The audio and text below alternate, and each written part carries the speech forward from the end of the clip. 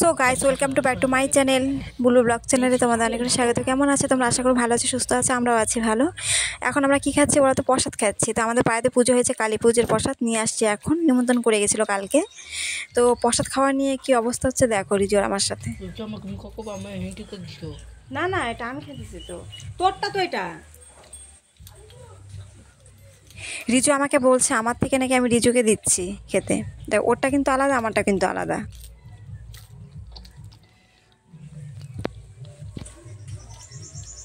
হ্যাঁ, প্রসাদটা এতটা টেস্ট হয়েছে কি বলবো তোমাদের।